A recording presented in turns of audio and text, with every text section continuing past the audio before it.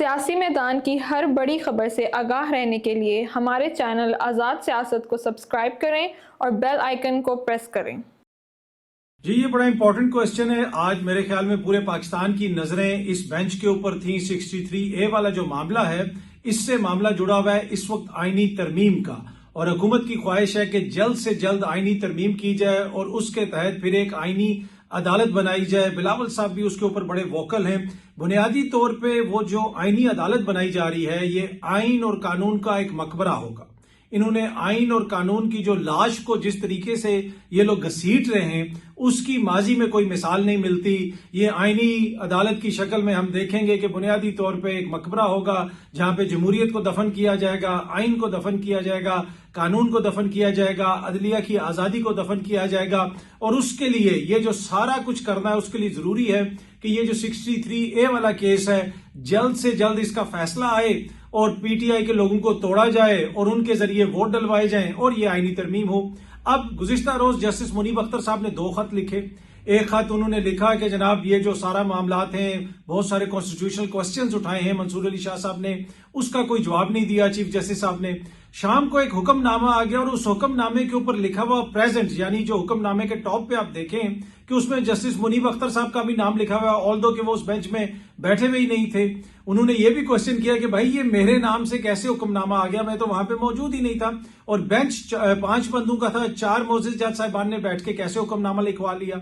फिर आज सुबह प्रैक्टिस एंड प्रोसीजर जो कमेटी है उसकी इजलास हुआ, उसका 2 मोअज़्ज़िज़ जज साहिबान उसमें बैठे और एक बेंच बन गया।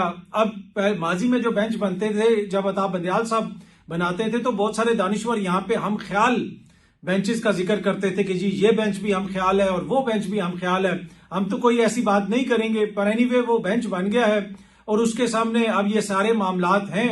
उसमें अब नईम अख्तर अफगान साहब को शामिल कर लिया गया है और आज उसका हुक्मनामा भी लिखवा दिया गया है। और उसमें यह भी पूछा गया है कि जो मगरबी ममालिक हैं उनमें एनआरएफ के हवाले से, यानी जब कोई पार्लियामेंटेरियन अपनी जमात के खिलाफ वोट दे तो उधर क्या रवायात हैं।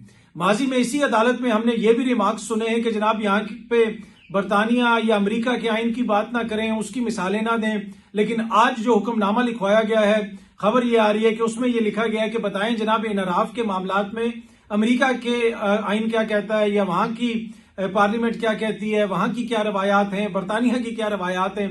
क्योंकि इस मौके पे लगता है इस तरह के वो सूट करता है हुकूमत को कि एक बंदे का वोट पड़ जाए, बाद में अगर वो डी सीट होता है या नहीं होता, लेकिन कम से कम उसका वोट काउंट हो जाए। तो अब ये देखते हैं कि मामला आगे किस तरफ जाता है। ये सबसे इंपॉर्टेंट केस है पाकिस्तान की हालिया तारीख का। लेकिन जिस तरीके से इस केस को चलाया जा रहा है, जिस तरीके से सुप्रीम कोर्ट के अपने रूल्स और प्रोसीजर्स को रोंदा जा रहा है, मेरे ख्याल में ये अनप्रेसिडेंटेड है। माजी में काजी फायज ईसा साहब ने कहा था कि जब तक प्रैक्टिस एंड प्रोसीजर जो कानून है, या तो उसको मुस्तरद कर दिया जाए, सिर्फ उसको मुअत्तल करके अगर आप कोई बेंच बनाते हैं तो वो बेंच गैर आईनी होगा। और इन्होंने बेंचों में बैठने से इनकार कर दिया। कितना अरसा ये चैम्बर वर्क करते रहे। अब ये कहा जा रहा है कि जनाब ये तो नहीं हो सकता कि सुप्रीम कोर्ट को बंद कर दिया जाए, तनख्वाह लेते हैं और इस वजह से इस मामले को आगे चलाना है। अब देखते हैं जनाब मोअज़्ज़िज़ अदालत ये फैसला करेगी, चीजें आगे किस तरफ जाती हैं। अगर ये आईनी तरमीम होती है जिस तरीके से इनकी ख्वाहिश है, तो फिर वो मैंने आपको पहले बता दिया, ये आईनी तरमीम नहीं होगी, ये बुनियादी तौर पे आइन की आखिरी रसूमात होंगी।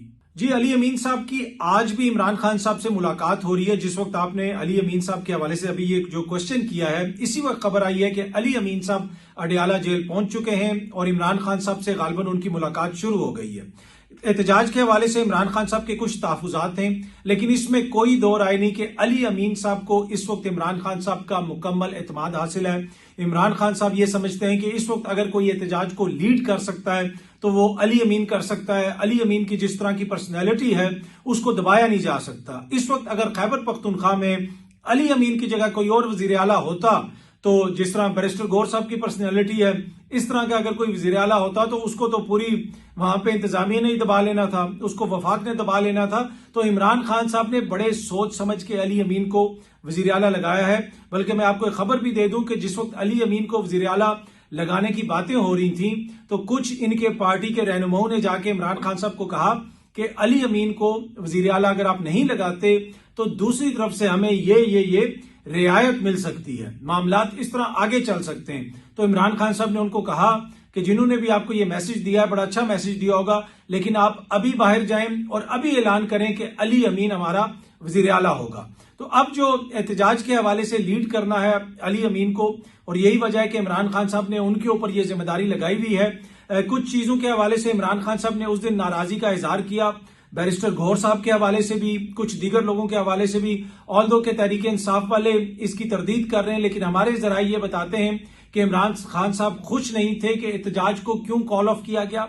एहतजाज अगर है तो उसको जारी रखें, वर्कर मौजूद है वहां पे, वो मुकाबला कर रहा है, तो आप लोग क्यों वहां से वापस चले गए। और वो किस लीडर ने गाड़ी के ऊपर खड़े होकर, ये अली अमीन ने, एक और लीडर ने गाड़ी के ऊपर खड़े होकर कहा था कि एहतजाज अब खत्म हो गया, उसको भी इमरान खान साहब ने दबे से अल्फाज में, मतलब एक तरह से जिसे कहते हैं ना, वो थोड़ा सा डांट भी दिया कि जनाब ये ऐसा क्यों किया गया। तो इमरान खान साहब की आज भी अली अमीन खान साहब को यही हिदायत होगी कि आपने एहतजाज करना है। और उस दिन लियाकत बाग में हमने देखा ना बैरिस्टर गौहर पहुंचे ना कोई और पहुंचा, सिर्फ इमरान खान साहब की बहन वहां पे अलीमा खान साहिबा लियाकत बाग के पास पहुंची थी। तो इस चीज का भी इमरान खान साहब को पता है। तो मेरे ख्याल में वो अली अमीन को यही कहेंगे कि आपने एहतजाज जारी रखना है, क्योंकि वो जो पिछला मामला है, जो मैंने आपको बताया कि इस वक्त आइन और कानून की जो कबर खोदी जा रही है, जो उसकी आखिरी रसूमात अदा की जा रही हैं, अगर उसमें कोई चीज रुकावट डाल सकती है तो वो सिर्फ एहतजाज है। ये वो पॉइंट है इमरान खान साहब का। अदरवाइज तो वो ये कहते हैं कि इन्होंने जिस तरीके से पहले इंसानी हकूक के साथ किया, आइन के साथ किया, आगे जाके ये हमारी सियासी जमात के साथ भी यही करेंगे। और इस वक्त आइनी तरमीम लाने का मकसद ही ये है कि इमरान खान साहब के ऊपर केसेस को आगे चलाया जाए। आपको याद होगा कि जब जनरल फैज को गिरफ्तार किया गया, उनकी खबर आई कि उनका कोर्ट मार्शल हो रहा है, तो कुछ जरूरत से ज्यादा बाखबर सहाफियों ने बताना शुरू कर दिया कि जी वो इमरान खान के साथ भी नेटवर्क मिल गया, तो हुकूमत ये करने जा रही है, हुकूमत वो करने जा रही है। अब अचानक उस पर खामोशी हो गई है। खामोशी इसलिए हो गई है कि पता है कि मामला तो आला अदलिया में आना है, तो पहले आला अदलिया को कंट्रोल करना है इस हुकूमत ने, और उसके लिए फिर ये आईनी अदालत लाई जा रही है। और आईनी अदालत को लाने के लिए वो 63A वाला जो मामला है, वो जिस तरह मैंने पहले एक्सप्लेन किया पिछले क्वेश्चन में, वो सब कुछ किया जा रहा है। देखिए, ये जो आपने क्वेश्चन किया कि पाकिस्तान पीपल्स पार्टी जस्टिस मकबूल बाकर साहब को आईनी अदालत का सरबराह बनाना चाहती है, इस हवाले से कुछ और लोग भी इस तरह की बात करते हैं, लेकिन पाकिस्तान पीपल्स पार्टी ने कभी भी काजी फाइज ईसा साहब की मुखालफत नहीं की, बल्कि पाकिस्तान पीपल्स पार्टी जो है वो सबसे ज्यादा बेनिफिशियरी है। जिस किस्म के फैसले आए, जो कुछ हुआ, उसमें देखा कि पाकिस्तान पीपल्स पार्टी ने सारे आईनी ओहदे ले लिए।